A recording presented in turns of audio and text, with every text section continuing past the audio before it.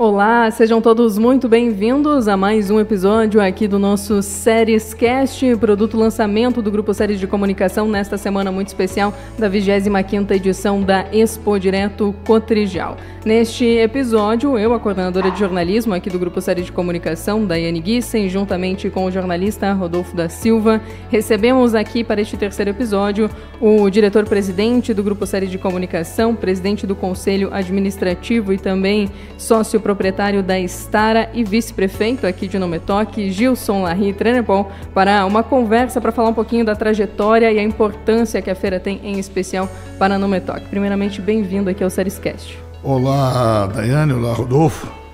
É um prazer estar conversando com vocês e, mais do que nunca, falar um pouquinho da nossa querida Expo Direto, que completa 25 anos neste ano de 2025. Cumprimento também o Rodolfo, bem-vindo a mais um episódio.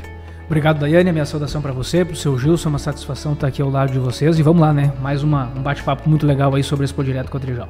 Começando então, seu Gilson, como é que o senhor lembra do primeiro momento em que ouviu falar sobre o início e aquela ideia da Expo Direto Cotrijal? A Expo Direto era uma feira que teve um primeiro ano em Carazinho, no CRES, né? No colégio, e eu tive um momento em que eu tive uma conversa com o Ney César Mânica, e eu disse para ele: Ney, essa é uma oportunidade da Cotrijal assumir essa feira como a feira de Cascavel, que a cooperativa de lá assumiu e fez uma feira muito bonita. Quem sabe você vai dar uma olhada como é que é a feira e ver se tu não consegue trazer junto com o pessoal da revista Expo Direto, que era na época quem fazia essa feira. Quem sabe você traz isso para a Nometoc e a gente faz. Porque vocês até têm um campo de experimento, que é hoje onde é a Expo Direto, tinha um campo de experimento e depois tinha uma plantação de eucaliptos que poderia ser removida como foi, né, como aconteceu, que foi removida essa plantação de eucalipto. E então o Ney foi à feira de Cascavel, olhou como é que era, se animou junto com os diretores, junto com a gestão da Cotrijal, e foi atrás do pessoal da revista Expo Direto, que parece que o nome dele era Gilberto, o fundador, e aí casaram os dois nomes. Então, em vez de ser uma feira somente da Cotrijal, se já adotou essa ideia da feira da Expo Direto, e depois esse nome acabou sendo adquirido pela Cotrijal e hoje é um nome de referência, né? E nesses 25 anos passaram-se muitas coisas maravilhosas no parque, né? Principalmente o primeiro ano, que era um ano que se começa mal, né? Se começa mal, com certeza não teria a projeção que teria hoje, porque tantas feiras começaram nos anos 2000 que foi assim um absurdo no Brasil. Então o começo era fundamental, que se começasse uma coisa de que tivesse consistência, por exemplo, que viesse as indústrias e não os concessionários. Porque se viesse os concessionários das indústrias e não as indústrias, seria uma feira regional. Ela seria como tem feiras hoje em Campo Novo, tem feiras em Santa Catarina, em Campos Novos, Campo Novo no Rio Grande do Sul, tem feira em outros locais em que, em vez de ir a Estara, vai o concessionário da Estara da região, em vez de ir a Massey Ferguson, vai o Augustin, em vez de ir a Valtra, vai a Razeira, em vez de ir a John Deere, vai a SLC. Então, quando se tomou a decisão, foi uma das coisas que, junto com o Jairo Kolleraus, que era o encarregado, e lá da Estara nós fizemos as ligações para as indústrias, eu dizia para o pessoal: a feira vai ser muito boa, vai ser um espetáculo e vocês vão estar com a garantia de que Nometoc vai fazer uma feira que vai tornar uma das melhores do planeta. Então, eu ligava junto com o Jairo, com os marqueteiros de cada indústria, e assim nós conseguimos trazer um volume bastante razoável na primeira feira. na segunda melhorou, na terceira consolidou, na quarta consolidou e a quinta dali para frente foi só alegria. E hoje tem empresa sobrando para entrar e o que eu adicionei esses dias conosco na entrevista, faltando espaço e tendo mais de 200 empresas interessadas em participar da Expo Direto. E ao encerrar ali a primeira edição em março do ano 2000, né, há 25 anos atrás, né, seu Gilson, o senhor enxergou o potencial que a feira tinha de se tornar o que é hoje? O senhor imaginava que ela poderia chegar a ser o que é hoje, de movimentar no ano passado mais de 7,9 bilhões de reais, mais de 370 mil visitantes? O senhor imaginava que ela podia virar algo assim? Rodolfo, eu acho que ninguém imaginava que ela pudesse se transformar nessa feira tão bonita e tão bem qualificada como ela é. E sem dúvida, a gente sabia que onde a Cotrijal coloca a mão não seria uma coisa qualquer, seria uma coisa já de um certo porte. O Ney, quando começam alguma coisa, ele e seus gestores, eles fazem bem feito. Então a gente sabia que iria ser uma feira que iria ter uma certa representatividade, porque nós estávamos muito descontentes na época, é bom a gente salientar isso, que a gente estava muito descontente com o descaso que nós recebíamos da Expo Inter. A Expo Inter é uma feira tradicional, grandíssima, né? Grandiosa e que levava o público de Porto Alegre, mas não levava o produtor rural. Então nós íamos expor as máquinas em Porto Alegre, acabavam misturado com cachorro, misturado com gato, misturado com boi, misturado com pequeno animal, misturado com a empresa vendendo o carro, e nós não conseguimos ter o nosso público para atender. Então foi uma falta de atenção do Parque Assis Brasil com as indústrias de máquinas agrícolas, que virava um grande festão. Até hoje a Expo Inter é mais ou menos essa tradição, né? Pode entrar bebida de álcool, pode trabalhar, pode andar à noite, né? E aqui a gente via a feira de Cascavel já com uma linha que não entrava bebida alcoólica, começava das 7 da manhã às 6 da tarde. Esse era um momento bom para se trabalhar, para se fazer uma boa explicação para o cliente. Tinha dinâmicas, que aqui veio como apelo. A Expo Direto, a primeira Expo Direto, veio como um grande apelo que se fizesse dinâmica das máquinas, como a feira dos Estados Unidos, como as feiras da Argentina tinham dinâmica, que aqui se fizesse uma feira onde as máquinas pudessem ser apresentadas no campo. Então, isso não aconteceria nunca em Porto Alegre na Expo Inter. E foi essa uma grande sacada que a gente teve na época, junto com o Ney, de dizer, não, nós temos lugar para fazer dinâmica, vocês podem trazer as máquinas e mostrar para o cliente. Isso funcionou acho que uns 5, 7, 8, 10 anos, e aí se abortou essa ideia de fazer a dinâmica e ficou uma exposição estática de máquina, mas com alta qualidade. Sempre que a gente fala em Expo Direto, Cotrijal, a gente fala muito também sobre o crescimento da região, o quanto o município de Não Me Toque se desenvolve pela Expo Direto e pelas empresas. Como o senhor vê o crescimento das empresas aqui da região junto com o desenvolvimento da feira? Eu acho que é fundamental. Rodolfo, eu acho que esse número que foi, só para voltando, porque eu esqueci de falar no outro momento, esse número de 7 bilhões, 7.900, esses números são números que são pintados, e vocês até receberam uma reportagem que diz, né, a indústria das feiras. Então a gente tem que esquecer números e falar de público, porque se tem público automaticamente vai ter venda. Ou pelo menos prospecção, né? Prospecção de venda. Se não tem venda, vai ter possibilidade de venda. E quando não for mais viável para uma empresa, ela desiste de vir. O dia que não for economicamente viável, ela não vem mais, é natural. Então, enquanto que for extremamente viável, por isso que a feira não deve se preocupar com o volume, e até eu estranhei que isso em Cascavel tinha sido combinado pelo presidente, que ele não falaria número, mas como a feira foi muito ruim, a Cascavel foi uma feira que disputou espaço com o momento de colheita lá no no Paraná, a feira teve pouca visitação, o Dilvo, como não é bobo, ele botou lá que vendeu 5 milhões e pouco, que não é verdade, que com certeza não é esse número e é um número mais uma parte do tijolinho de construir indústria de feira.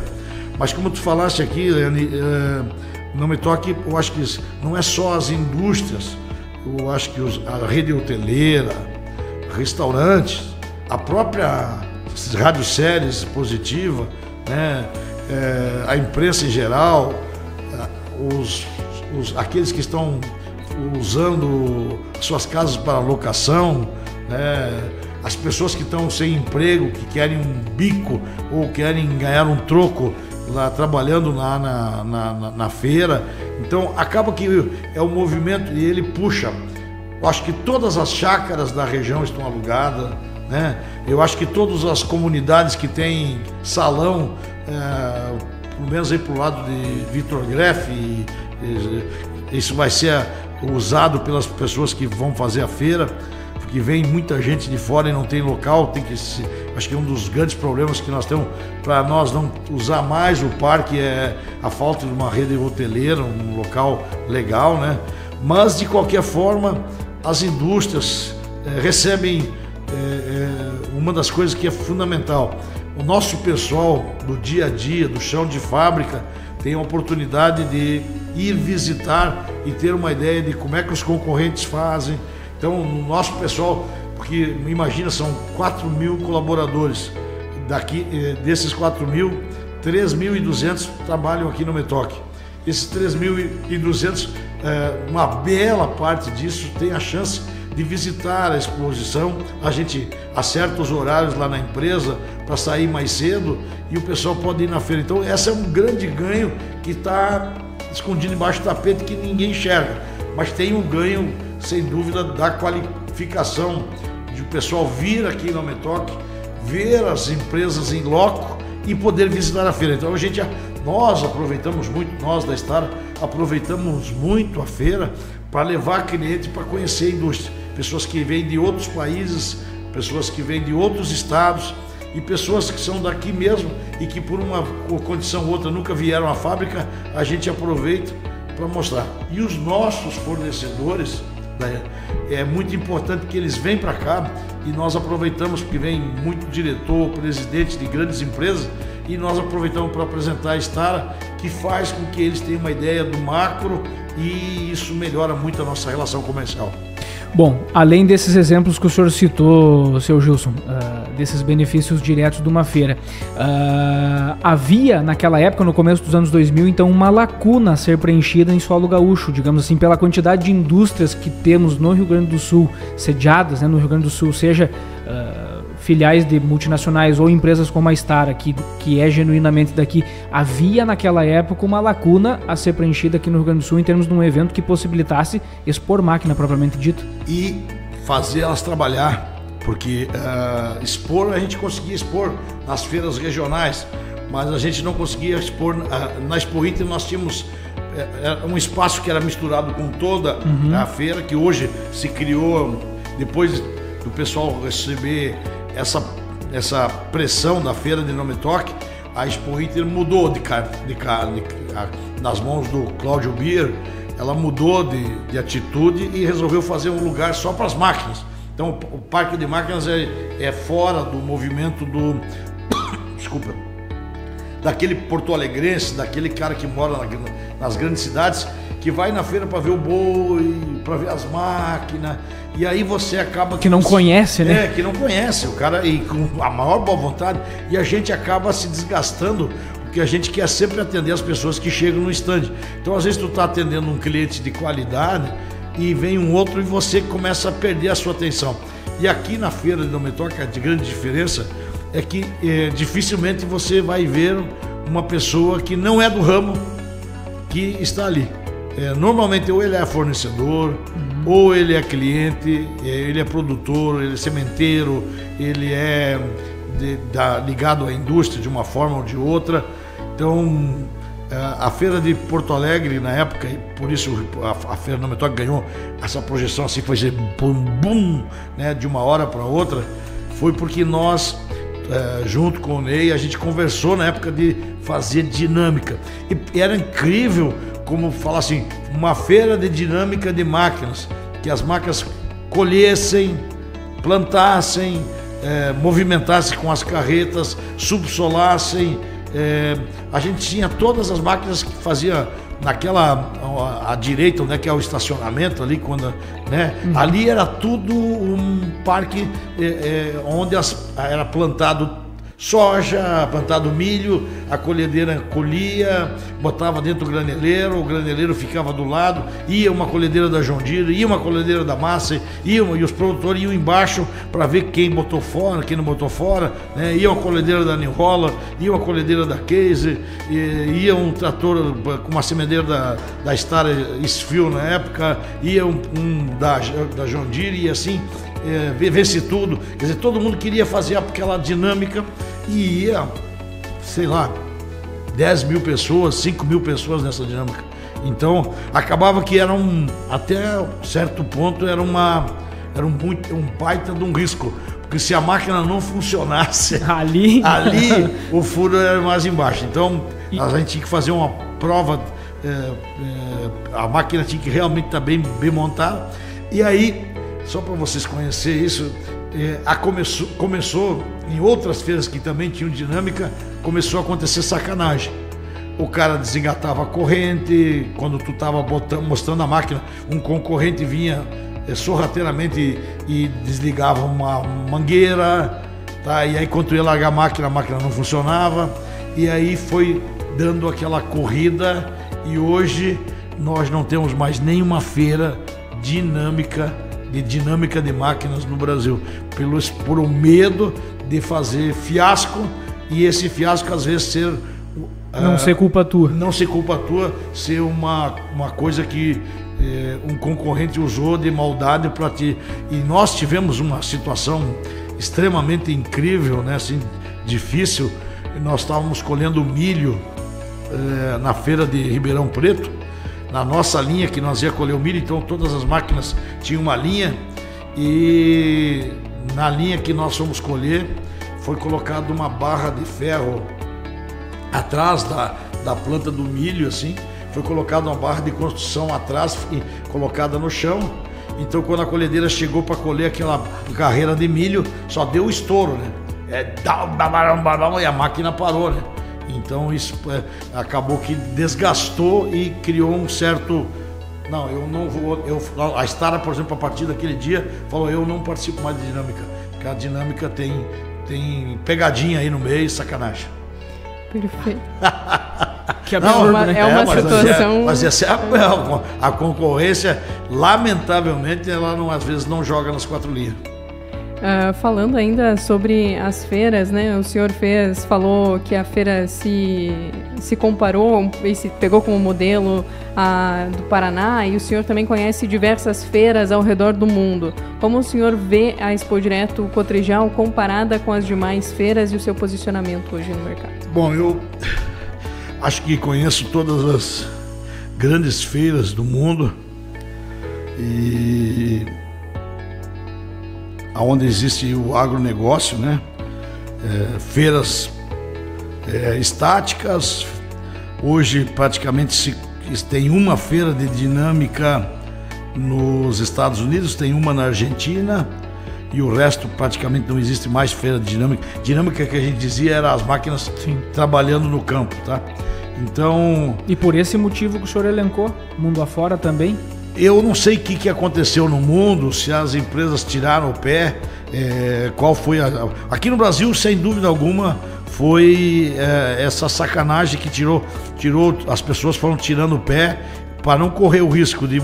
Porque o cara que estava lá atrás, ele não sabia que um cara botou uma barra de ferro lá naquela espiga de milho, que o cara amarrou, fez isso à noite, escondeu atrás, camuflou, e quando tu chegou com a máquina, tu não enxerga, porque tu vem colhendo milho, e então isso deu um desgaste. E eu sou muito gritão, muito barulhento, eu fui para umas reuniões e comecei a dizer, isso aqui não dá mais, isso aqui não dá mais, se vocês não têm garantia de que nós possamos fazer uma dinâmica da rua, por que o fulano lá de trás, a corrente escorregou, por que não sei o quê, o que é, isso aí tá acontecendo, durante a noite está acontecendo sacanagem e nós não vamos participar da demonstração no próximo dia, nós estamos fora. Aí foi nós que caímos fora, Beltrano caiu fora, Ciclano, e aí, além de custar menos para todos, né, a feira acaba se transformando numa feira estática. E essa feira estática de Não Me Toque, ela é diferente porque é uma feira,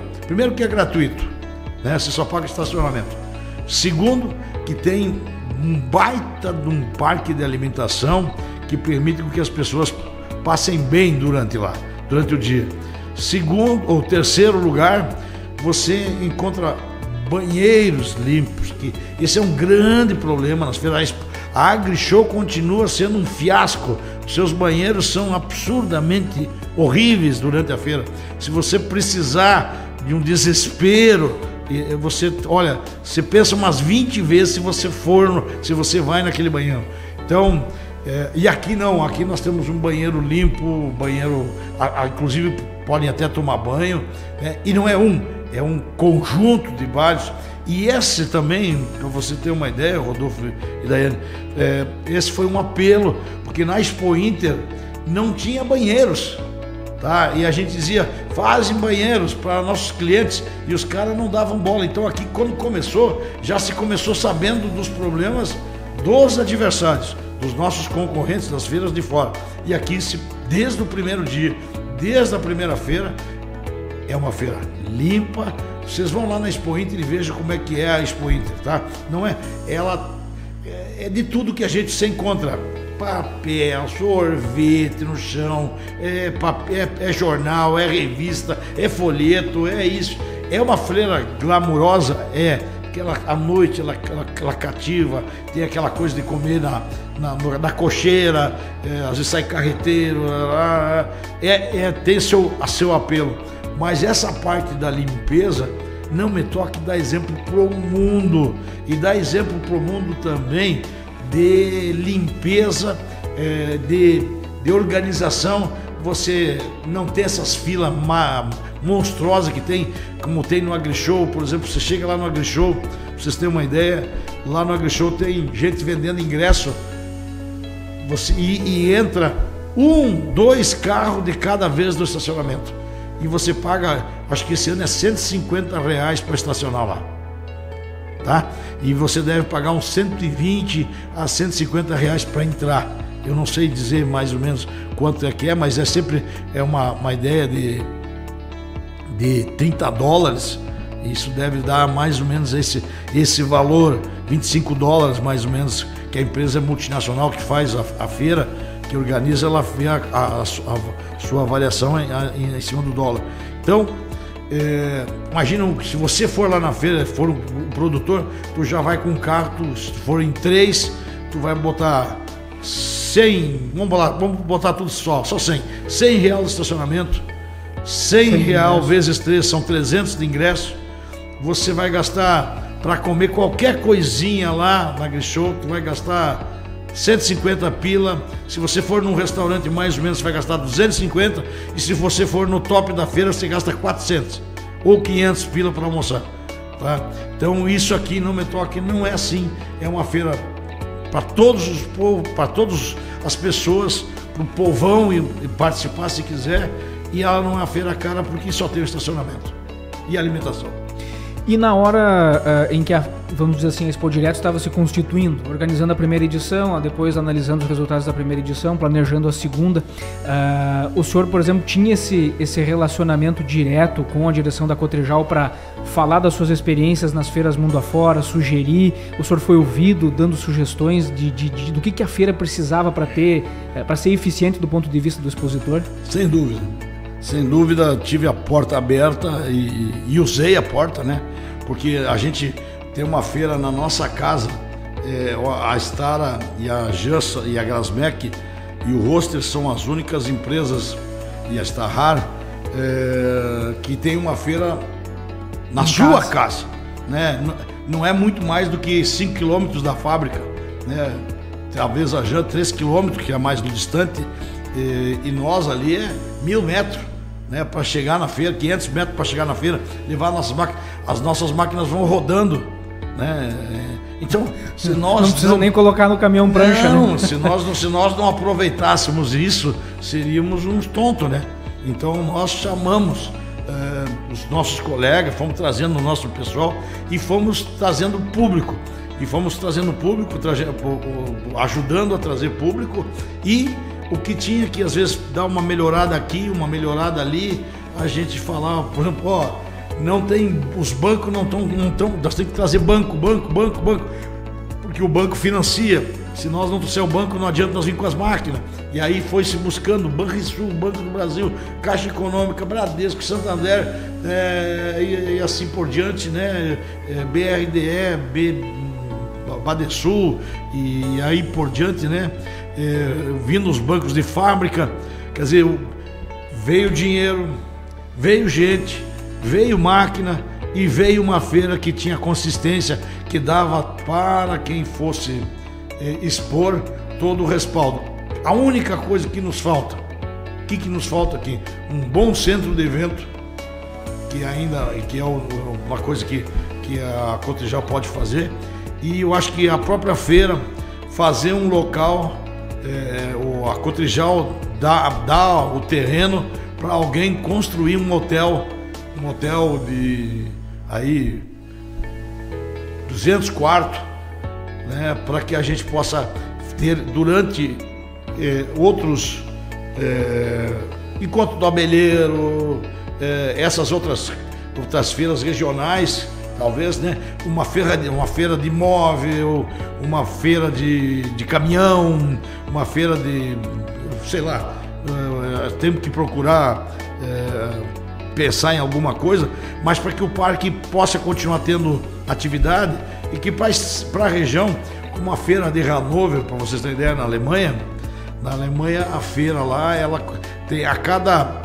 60 dias tem uma feira nos pavilhões.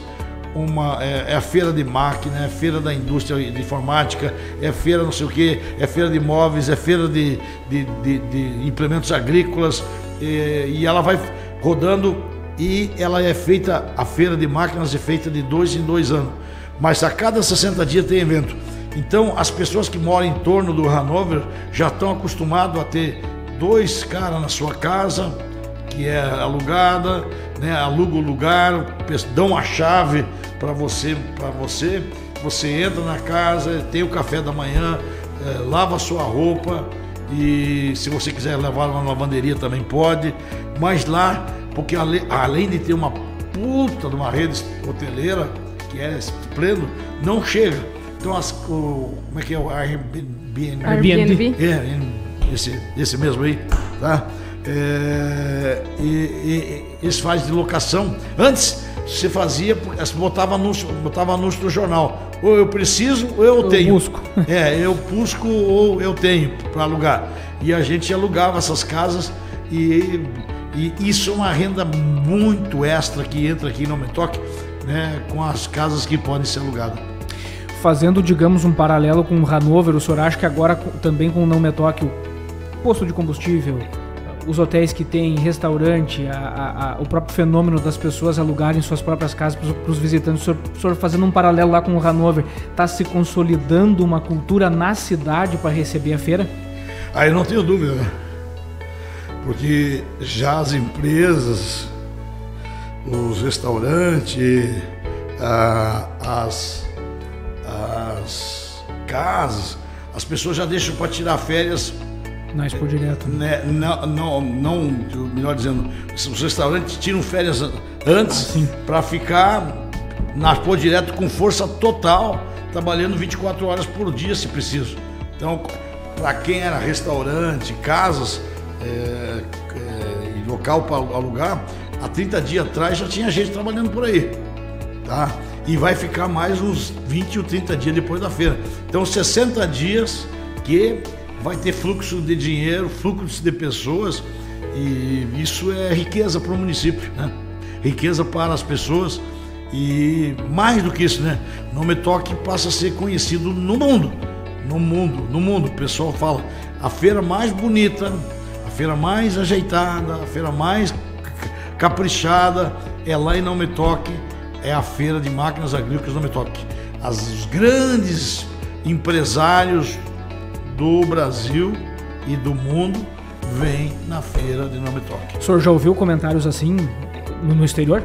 Já encontramos com o pessoal da GCO que veio dos Estados Unidos para visitar aqui, e eles estavam na feira que nós fomos expor agora nos Estados Unidos, e eles estavam comentando que a feira deles lá não é igual à feira de Não Me Toque, tá? Não é igual.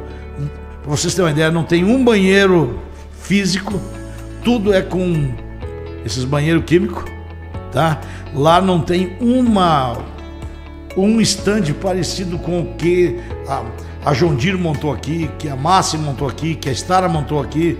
Não tem, tá? É barraquinha, é loninha, os restaurantes, restaurante de hambúrguer, de cachorro quente. Rapaz, eu te digo que nós estamos dando de chinelo na Farm Show, que foi o espelho de todas as feiras dinâmicas. É um reconhecimento para a Expo Direto aqui, e aproveitando, nós estamos no 3º episódio do nosso Séries Cast, lançamento aqui do Grupo Séries de Comunicação, e no nosso primeiro episódio, o seu Gilson foi com o presidente da Expo Direto, o senhor Ney César Mânica, e ele trouxe uma frase que é muito conhecida para nós aqui do Grupo Séries, que é sobre sonhar grande e sonhar pequeno, que dá o mesmo trabalho, e que no início se tem que sair já de largada, realmente como o senhor falou antes, entregando o que tem de melhor. O senhor vê que a Expo Direto é realmente esse grande sonho construído às muitas mãos e que tem um futuro muito promissor? Eu acho que o presente é precioso. Perdão. O presente é precioso. O passado foi espetacular para nos ensinar, para quando a gente chegasse até aqui com essa qualidade toda. E o futuro ele é extremamente promissor. Promissor porque a feira ela está se consolidando. Você viu o ano passado o presidente Jair Bolsonaro, ex-presidente Jair Bolsonaro, esteve aqui. Deve ter dado aí o recorde de público de um dia só, naquele dia em que o presidente esteve aqui. Se vamos imaginar que o presidente atual tivesse um relacionamento legal com o agro, né? Que ele fosse bem-vindo nessas feiras. Qual é a feira que ele ia escolher para vir? Ele viria para Não Me Toque, que hoje eles vão lá, talvez uma que outra feira, com um público bastante, todo ele selecionado, é onde o Lula vai. Eu acho que daqui 2026, ou 2027, melhor dizendo, talvez a gente possa contar aqui com a visita de um presidente. Esse seria o sonho máximo da Expo Direto, é trazer um presidente para cá, para conhecer as nossas empresas, conhecer a nossa região e conhecer a Expo Direto. Eu diria assim, se pudesse dar um desafio para todos da Expo Direto, é começar a calçar a chuteira, botar as meias, o calção e a camiseta para preparar um grande evento, né, no ano de 2027, quando com certeza nós voltaremos a ser um país normal. Seu Gilson, o Não Me Toque tem grandes empresas, né? Grandes empresas situadas na cidade, né? E uma grande cooperativa que é a Cotrijal, que tem um funcionamento em si como uma empresa também. Grandes empresas que lançam grandes produtos, fazem um grande trabalho. A Expo Direto faz, a Cotrijal faz a Expo Direto, que é uma feira gigantesca. Tem alguma coisa que explique tantas grandes lideranças numa mesma cidade? É alguma coisa que vocês colocam na água, que abastece as casas? O que é que explica esse protagonismo tão grande aí da cidade? Acho que uma coisa puxa a outra, né? Por exemplo, há muitos anos atrás, o slogan de Não Me Toque era como é que é? A terra da lavoura mecanizada. Tá, era uma coisa, não me lembro bem, a capital da lavoura mecanizada, era algum né, ou a terra da lavoura mecanizada, porque no Rio Grande do Sul eram feitas muitas operações feitas a cavalo, e aqui já era por uma tradição dos holandeses, dos italianos, dos alemães. Aqui já tinha chegado a máquina, porque o mato não era tão forte como em outras regiões, e não tinha tanta, como em outras regiões também, tanto no caso do arroz, as dificuldades que o arroz apresentava. Então aqui tinha máquinas em Juí, tinha máquinas em Santa Rosa, máquinas em Santo Ângelo, máquinas em Carazinho, máquinas em Passo Fundo, né? Tinha várias empresas em Carazinho, Não Me Toque tinha empresas. Então isso puxou a mecanização, que automaticamente necessitou de uma cooperativa. Lá nos anos 50 e pico foi criada a Cotrijal, né? Cotrijal, depois veio o Ros, dentro do mesmo segmento, com semente, armazenamento, né? E as indústrias passaram por um momento de queda, de dificuldades, depois se renovaram e vieram dando suporte para que essa feira fosse dar esse tchan, como as indústrias do Rio Grande do Sul tem hoje um balaio de indústrias aí né? E, claro, indústrias de todo o país estão expondo na Expo Direto. E aproveitando, falando sobre todo esse desenvolvimento que tem aqui no Metoc, algo que se desenvolveu aqui, hoje é a capital nacional da agricultura de precisão, se fala muito em tecnologia. Lá atrás, voltando no tempo, o senhor imaginava que a tecnologia no agronegócio ia dar esse salto para chegar no ponto que estamos hoje? Daiane e Rodolfo, eu vou dizer assim que a gente às vezes sonha, mas esse sonho não está parametrizado, de tamanho. Você só quer ser o melhor naquilo que você está fazendo, e para isso você vai atrás de oportunidades. Então, as oportunidades, como o exemplo que eu cantei para vocês aí, contei antes, né? A oportunidade, a feira tinha, todo mundo queria fazer feira, mas qual é que era a grande oportunidade da feira? Tem um local para fazer dinâmica, porque a Expo Inter não tinha. Quer dizer, o que era um problema lá, aqui era uma oportunidade. Só você mudar a moeda de lado, né? Você tinha o lado do problema, e se nós chegássemos com a solução, nós estaríamos navegando em Oceano Azul. Então foi feito isso com a Expo Direto. Nós estamos navegando no Oceano Azul, né? Não tem aquele canibalismo dos tubarões comendo todo mundo, né? Se comendo porque estão disputando espaço. Nós viemos, e a Cotrijal, eu já me sinto fazendo parte da feira, né?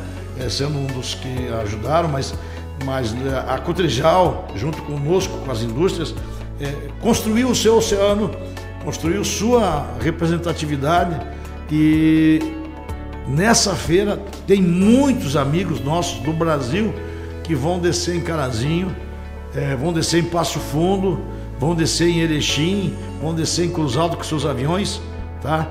Para vir visitar a feira, porque eles sabem que aqui é a melhor feira. Quanto à tecnologia, volta de novo a frisar, a gente não sabia que isso seria tão forte. A gente sabia que era um caminho sem volta, e que se nós ficássemos produzindo só ferro, nós seríamos mais uma empresa. De novo, nós estaríamos no Oceano Vermelho. No momento em que nós construímos a máquina, construímos o hardware, construímos o software. Quantas empresas no mundo fazem isso? Quantas empresas de máquinas agrícolas têm isso? Que eu sei, tem duas. Agora, chegando a terceira e a quarta, mas bem depois, é a John Deere, Stara, hoje New Holland Case New Holland, e a Massey Ferguson Valtra, que compraram duas grandes empresas do ramo de tecnologia, levaram para dentro da sua indústria para colocar nas suas máquinas. Nós já tínhamos isso, nós fomos crescendo quando o mercado era incipiente, que representava 0,01% do faturamento, tá? Naquela época nós acreditamos que a tecnologia seria um grande alavancador de resultado e de vendas, e que nós não poderíamos continuar comprando produtos que vinham do exterior que só falavam inglês. Imagina nós largar a tecnologia aqui no Brasil para um guri, um campeiro aí da fronteira, que mal ele fala um português e ele tem que responder, tem que ir no teclado tudo por inglês. A primeira vez que ele botava a mão no teclado, para vocês terem uma ideia do mais, os primeiros teclados que tinha aqui, os caras apertavam tão forte que estragava o teclado, tá? O teclado tinha que ser a prova de apertão, né? O dedão entrava tão forte que furava o teclado. Então a gente foi aprender. Imagina, isso é tão básico, né? Mas o pessoal ficava tão nervoso porque a máquina não funcionava e o cara começava a apertar e achava que aquilo apertando que era mau contato, né? E não era mau contato, é o software aqui que tinha. Eles tinham apertado 3, 4 botões ao mesmo tempo e o software tinha entrado em parafuso.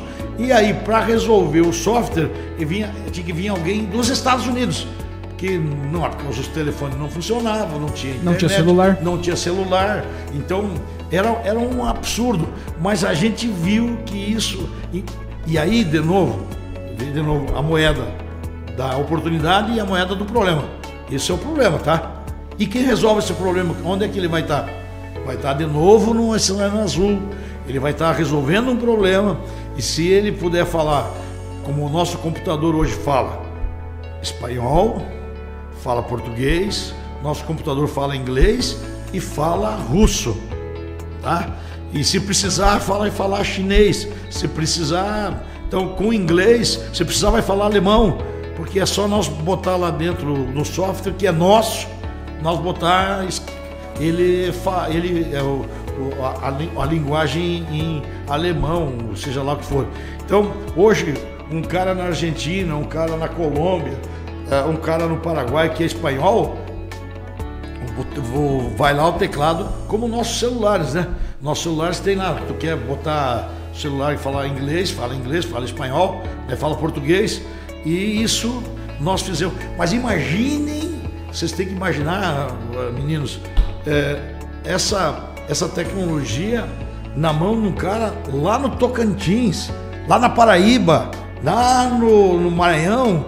E isso não ser um problema, ser uma solução. Porque se for um problema, imagina o que aconteceria. Então nós tivemos de aprender isso. E por isso que eu falo que nós estamos léguas longe do segundo colocado aqui no Brasil. Isso que eu ia lhe perguntar. Ai, paixão. Isso que eu ia lhe perguntar. O que representou nessa corrida ter largado tão antes? Chegar primeiro. É isso aí. Tem aquela história do coelho, né? Sim. Que ele sai correndo primeiro, ele resolve descansar um pouco e a tartaruga vem numa marchinha dela e passa essa, como é que é a fábula, né? Do coelho e a tartaruga, né? Porque a grande questão é que essa corrida não tem fim, né? Não, o dia que for fim, terminou para a estrada também, né? Terminou para nosso negócio. Então, por isso que nossa evolução constante, né? Nunca caiu tão bem um adjetivo, uma frase de slogan de dentro de uma empresa como essa, que daqui 100 anos, evolution constant evolution, que é o contrário, né? Vai estar moderno? Vai estar moderno? Tu acha que vai estar moderno? Acredito que sim, vai. Evolução constante. Isso vai estar moderno daqui 50 anos, daqui 100 anos, essa frase, esse slogan. Os marqueteiros da cidade, a Cíntia deve ficar, né? Porque ela fala, puta, essa frase está tão antiga, está tão batida. Sim, mas está tão batida, mas ela é jovem. Ela como se fosse feita hoje de manhã, saísse da padaria hoje.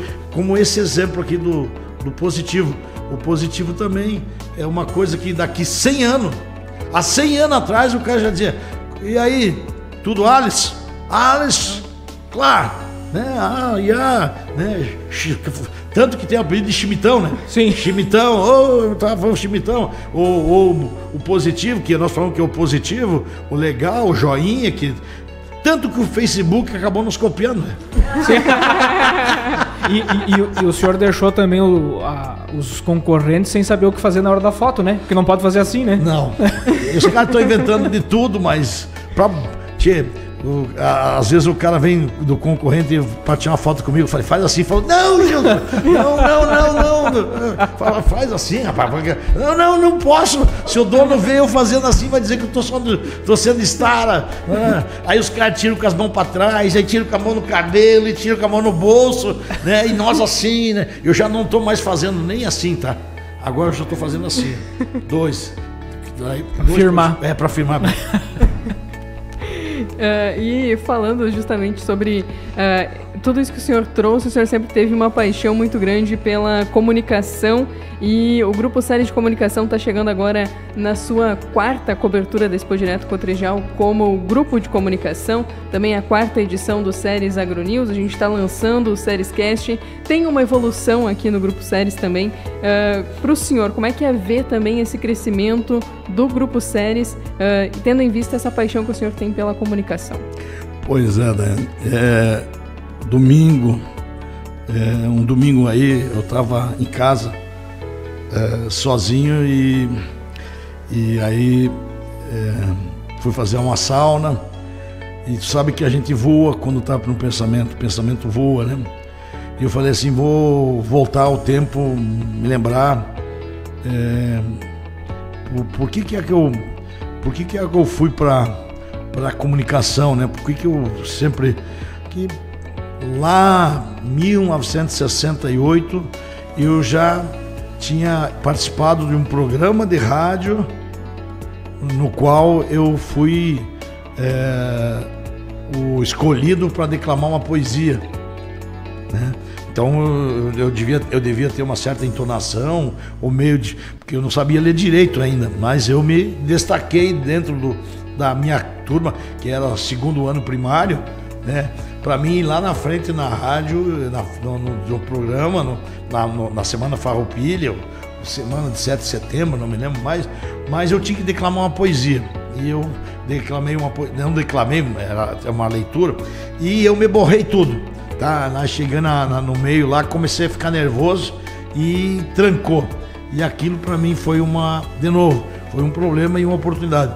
A partir dali eu comecei a treinar comigo mesmo, e alguma coisa de liderança na escola, nas turmas, nos trabalhos, eu sempre liderava e tal, a coisa foi andando, e eu tive a felicidade de, lá pelo ano de 1976, eu tinha 16 anos, ser convidado para trabalhar na Rádio Ibirubá como operador o sonoplasta, que chamava na época, operador de som, de mesa de som, né?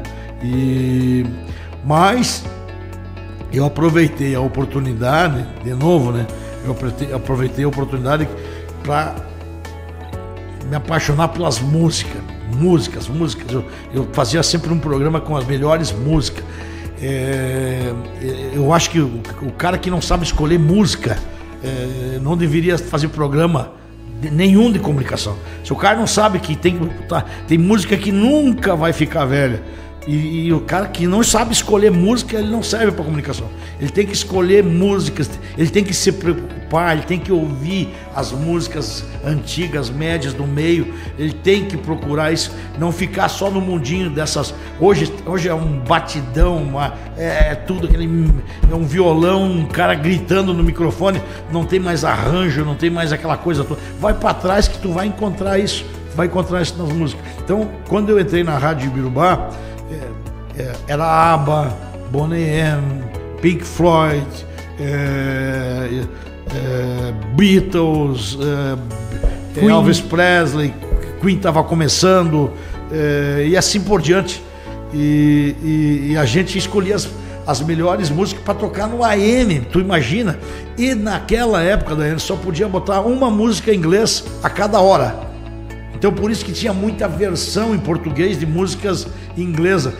A rádio era proibida de botar 2 músicas inglesas na mesma hora tinha que ser das 3 às 4, tu podia botar uma música inglesa. Então, botava uma música inglesa, aí tocava samba, tocava música gaúcha, e tu achava uma inglesa. Então, e eu, quando ia para a rádio, por exemplo, eu ficava, eu trabalhava de manhã, das 6 ao meio-dia. Meio-dia eu almoçava, ia para o colégio, estudava à tarde e trabalhava das 6 da tarde às 10 da noite. Então, era uma jornada de 10 horas por dia. E das 7 às 8h30 tinha um Projeto Minerva, que me enervava mesmo, né? E a Voz do Brasil. Mas nessa lacuna, em vez de eu ficar, botava em cadeia, né? Botava em cadeia, mas ao mesmo tempo eu ia para a discoteca da rádio, pegava os discos e ia botando, escutando os discos, levava às vezes uma pilha para a mesa de som e ficava escutando no alto-falante da caixa do retorno, ficava escutando as músicas, falava, essa aqui, daí eu botava um xizinho na música, porque tu pegar um disco inteiro, às vezes tinha uma música que prestava. Tá, e tu não sabia disso, tu era de fora, piruzão, piazão. Aí eu ia passando todos os discos que tinha na rádio e ia marcando. Um dia o cara falou, o que é esse X aí? Eu falei, esse X? Não sei. Vai estudar, vai saber o que é X, né? Eu não vou dar partido dessa roubada, né? O cara falou, eu tô vendo, tem disco que tem X, tem disco que não tem X. E era eu que botava um Xzinho lá, né? Com a caneta, botava um Xzinho e falava, em vez de ficar procurando a música no disco, 10, 12 músicas, para ver se achava uma que prestava, eu escutava, esse aqui, desse aqui. Daí já botava do lado de fora da capa também um Xzinho, né? E aí ia tocando as músicas. Então, eu me apaixonei pro rádio. Só por Deus que eu saí de ser radialista. Só por Deus, por causa e do meu sogro, que disse para mim que eu poderia ser outra coisa a não ser que fosse radialista ou comunicador, né? E aí eu acabei entrando para a Star. Daí me apaixonei 2 vezes, pela Star e pela comunicação. E hoje eu tenho orgulho de poder ser colega de vocês de trabalho, né? E ter um programa que não ganho nada, nem me pagam nem um pastel, dona Thalita, nem um pastel eu ganho, tá? Antigamente o senhor ganhava, né? Praticamente eu vendia um pastel. Mas eu chego aqui sábado de manhã, não tem nem um pastelzinho, não tem nada. Nem café, nada. Eu não ganho nada. E ainda é o programa que mais dá lucro na Rádio Séries, é o meu, tá? Brincadeira, né? Mas quando tu faz com tesão, dá nisso. Que legal. Um capítulo importante dessa trajetória nova do Grupo Séries, seu Gilson, né? O presidente Ney Mânica, da Cotrijal, durante entrevista no Bom Dia Amigos, falou, né, que a sede do Grupo Séries agora é permanente no parque e pode ser construída uma sede permanente. Como é que o senhor vê isso? O que o senhor projeta aí para essa ideia? Eu acho que vocês estão com a faca e o queijo na mão. Faça um bom ano de resultado que a gente investe, tá? Se vocês nos ajudar vendendo mais, produzindo mais conteúdo, a rádio tendo mais atuação, nós tendo mais ouvintes, e nós conseguindo vender mais anúncio, nós podemos tudo daí, a gente pode construir. Assim no grito, acho que não, né? Vamos ter que rebolar, tem que ter uma cenourinha ali na frente, né? Uma cutucando na frente e outra cutucando atrás. Para que as coisas andam mais rápido, né? O cara fala, não é só cenoura na frente, vem outro atrás que ou tu te vira, ou tu é. Falando, então, indo para nossa reta final aqui desse terceiro episódio do Duvido que os outros programas que vocês fizeram tenham tanta risada assim, né? Não. Isso que eu nem contei piada hoje. Vamos lá. A piada do jacaré, aquela. Do jacaré. Tem de tantas. Aproveitando antes, então, de ir para a reta final, ainda perguntando para o senhor com relação ao agronegócio e também ao Brasil, num contexto de desenvolvimento que a gente tem, como o senhor vê o futuro do agronegócio? Bom, eu não sei se eu mandei para a Thalita, mandei pro Sadio, tenho certeza que eu mandei. Eu acho que vocês podem, vou mandar de novo para a Thalita. Eu recebi ontem, achei extraordinário, que é quanto o Brasil representa para o mundo na exportação de alimentos. Começa essa história em 1960. Que posição o Brasil estava? O Brasil, em 1960, não exportava nada de produtos que vinham do agronegócio. O Brasil era zero exportação. Tá? Depois, não era zero porque exportava um pouquinho de café e um pouquinho de cacau, mas e um pouquinho de borracha, que o Brasil tinha ainda na época. Mas era assim, coisa incipiente, não estava entre os 20 maiores do mundo. E a coisa vai andando na década de 60, o Brasil aparecia lá em 18º, 19º, na década de 70 o Brasil vai para o 11º, 12º, na década de 90 o Brasil fica ali, na década de 2000 o Brasil fica em 8º, 7º, 10º, né? Na 2010 o Brasil começa a sair fora e já vai de 8º, ele vai para 6º, vai para 5º, vai para 4º, 2020 ele é 2º, tá? Os Estados Unidos sempre na frente. Os Estados Unidos produzia na década de 80 já produzia 150 milhões de exportação e de tonelada, e o Brasil produzia 3, tá?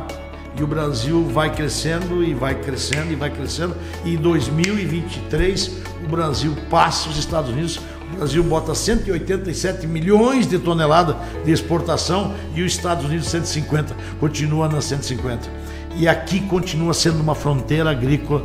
Os Estados Unidos já tomou toda a sua área para a produção. Aqui no Brasil vocês estão vendo o tempo inteiro que os europeus estão cagando lei para nós aqui, dizendo que nós não podemos abrir a floresta. Eles abriram tudo que tinham. Os Estados Unidos abriu tudo que tinha. Nivelou todas as áreas que tinha para poder fazer expandir, né? Poder falar assim, fazer irrigação, fazer canais de escoamento de água. E aqui no Brasil, isso não pode. Mas não pode porque os franceses não deixam, porque os ingleses não deixam, porque os americanos não deixam, e pagam essas ONGs ONGs que se vendem para arrebentar para o Brasil e ganhar uns trocos, e elas vão dizer, a Amazônia, claro que a Amazônia não é o pulmão do mundo, todo mundo sabe que não é o pulmão do mundo, os caras continuam, o pulmão do mundo é o mar, é o oceano, é lá que faz a conversão. Então nós não somos... As algas marinhas, né? A nossa... É uma mentira dizer que a floresta Amazônia não sei o quê. E nós estamos lá, eu tive há 60 dias atrás, no Mato Grosso, áreas maravilhosas, que é só desmatar e sair plantando, como foi feito aqui no Rio Grande do Sul, como foi feito no Paraná. E lá no Mato Grosso só pode abrir 20% da área. Você acha que isso é por quê? Porque os caras já viram que o Brasil ia ser o grande celeiro do mundo. O Brasil ia ser o grande celeiro do mundo, ia produzir. Você acha que os americanos não estão vendo esses números? Que nós passamos eles na exportação e que nós temos chance de exportar mais e que nós temos 60 milhões de pastagem degradada e que nós podemos abrir mais 50 milhões de mato e não vai mudar nada se abrir os 50 milhões de hectares de mato que tem aí, não vai mudar absolutamente nada no meio ambiente. Mas está muito quente. Cara, nós já tivemos situação assim, já vivemos esse clima quente e vamos viver o frio e vamos... Essa coisa do aquecimento global, na minha modesta opinião, foi uma forma dos europeus se protegerem. Os europeus se protegeram com as leis ambientais para que o mundo dependesse da Europa. Isso os motores, máquinas, tudo mais, eles criaram uma legislação, nos amarraram e nós estamos entrando nessa briga. Vai ver se a China está preocupada em emissão de poluição. A China polui com 35, 37, 38% do que é poluído no mundo é feito pela China. Estados Unidos, um caralho. O Brasil, 1,7%.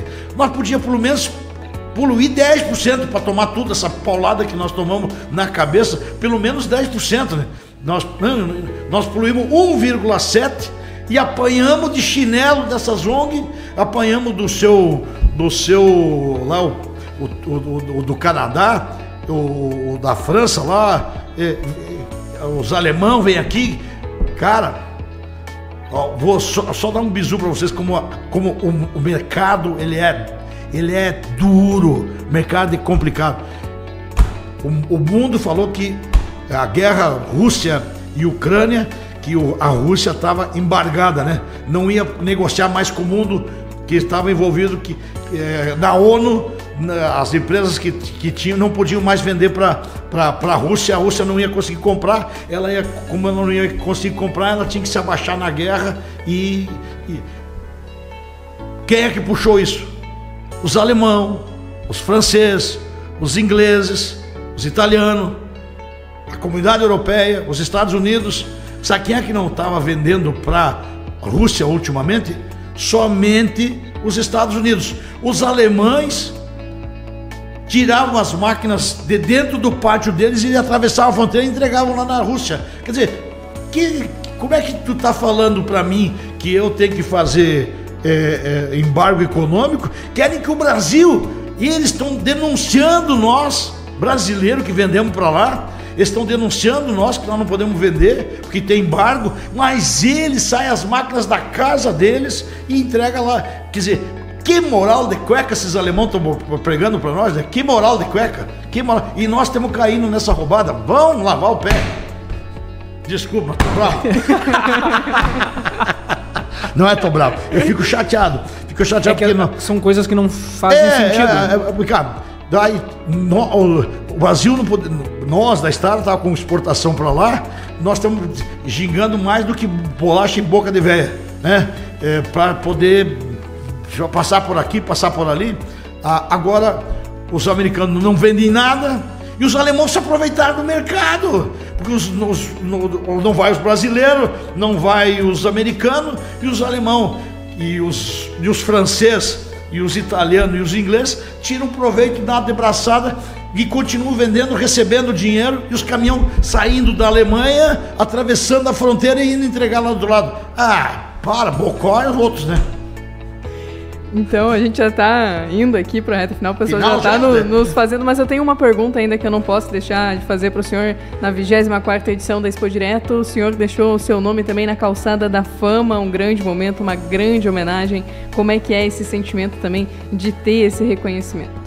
Bom, Rayane, faz me lembrar do ano passado, e é chocante, mas é o que eu estava vivendo, né? Eu estava numa depressão profunda, depressão talvez o pior ano da minha vida, o ano de 2023, 2024, os 2 piores anos da minha vida, e eu estava naquela semana que antecedeu a feira, eu estava completamente, o Ney tinha me convidado, tinha me falado, eu estava esperando chegar o dia, mas quando você tem depressão, você quer distância de gente, você quer distância de público, você quer distância da imprensa, você quer distância da tua família, você quer distância. A única coisa que fica bom para ti é tu estar sozinho, que fica bom, entre aspas, porque não fica bom, nunca fica bom, né? Mas você não conversar com ninguém, e durante a feira eu não tive a felicidade de colocar o pé na calçada. Quem fez isso por mim foi a minha filha, a Nicole, nossa filha, né? Minha e da Suzy.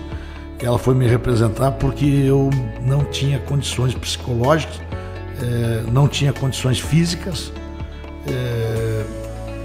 eu estava completamente desesperado e, por incrível que pareça, na quarta-feira eu fui visitar a feira. Na quarta-feira eu fui visitar a feira ou na quinta, um dia desse, fui fazer um podcast com o Rafael Sobes e mais o colega dele que eu não lembro o nome, Cristiano, acho que é, e o Luciano, e fiz o podcast com ele. E eu confessei que eu estava, e lá no podcast eu estava assim, eu estava uma tremedeira o tempo inteiro, que daí as pessoas que me conheciam, eu segurava o microfone e o microfone eu não conseguia tomar água, né? E para ter uma ideia dos remédios que eu estava tomando, eu não conseguia botar o garfo com a faca, porque eu não conseguia controlar as mãos de tanta espasmos e acontece, o remédio faz um efeito colateral feroz, né? Então eu acabava pedindo para minha mulher cortar a comida e eu colocava na boca com a mão, sabendo que eu não podia pegar o garfo, porque quando chegava o garfo aqui e comia comida de colher, e eu me abaixava para comer e aquilo era...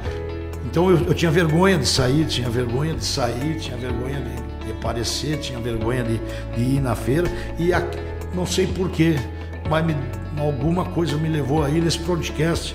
Esse podcast acabou estourando, deu 600 mil visualizações, e um dos que viu esse vídeo foi o Luciano Davan, Luciano Rank. Ele viu, ele me conhecia, sabia que eu não estava bem, e ele veio atrás de mim e me levou para um médico em Curitiba. Esse médico é um geriatra, porque eu tinha consultado todos os psiquiatras, tinha tomado todos os remédios que podia tomar, e esse geriatra, então, amigão meu hoje, particular, me tirou aquela penca de remédio que eu tomava, foi diminuindo, e hoje estou sem tremer. Me sinto até... Nós demos risada aqui pra caramba, né? Fomos felizes nesses minutos que no presente prefeito agora, que é o presente mesmo, e passou isso, e eu não tive a felicidade de eu ter colocado o pé na calçada da fama. Sei que o pé que está lá é da minha filha, da Nicole, né? Mas que nos representa, que estava naquela hora, naquele momento difícil, nos representando nós por diante. Eu até me emociono, porque é uma coisa que a gente sabe que tem muita gente que tem esse problema, né? E às vezes ele é tratado de uma forma pejorativa, né? Mas é uma situação muito ruim. E a depressão, às vezes, ela vem por uma perda de um familiar, às vezes ela vem por uma perda de um amor, às vezes ela vem pela perda de um ente querido, né? Pelo trabalho, perda do trabalho, por uma situação financeira difícil, mas eu não tinha nada disso na minha ficha corrida. E o que tu tem? Eu falei, não, eu não posso. Eu dizia assim, eu tenho vergonha de dizer que eu tenho doença, que eu estou doente. Eu tenho vergonha porque tinha uma boa família, boa empresa, bons negócios, bons amigos, espiritualmente bem. Por que me deu? Sei lá, o Tico e o Teco aqui resolveram não conversar mais, né? E acabou que deu pane na caixa preta, né? E eu passei por esse momento duro. Foram 3, 4 anos assim, de vontade nenhuma. Se não é a Thalita que me convidar para fazer o programa no sábado de manhã, nem isso eu faria, né? Então foi muito duro. Mas estamos aí agora com muita energia, muita tesão, né? E vamos recuperar esses 4 anos. Vamos voltar a ser o mesmo Gilson de sempre. Que bom. O negócio é não se entregar, né, seu Gilson? Não se entregar, mas não é fácil. Não é fácil. E às vezes tu toma remédio, e quanto mais tu toma remédio, mais tu te ferra. Porque o efeito colateral do remédio é uma coisa incrível, né? Não tem remédio assim. Se fosse coisa boa, não era remédio, né? Remédio, ele tem sempre efeito colateral, principalmente remédios psiquiátricos, né? Que é os faixa preta tão falado.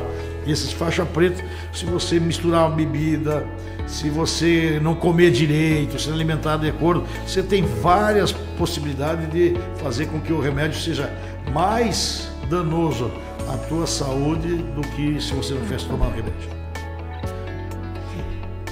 Assim, então a gente vai... Tô contando minha vida aqui pra você. Vai se encaminhando. Parece que é um funcionário aqui, né? Parece que eu tô na frente do Frei Laerte aqui. A gente vai chegando ao final deste terceiro episódio aqui do nosso Seriescast. Agradecer imensamente a presença do seu Gilson, pelas risadas, pela conversa e também a entrega honesta aqui nesse episódio. É sempre uma satisfação conversar com o senhor, então muito obrigada pela participação.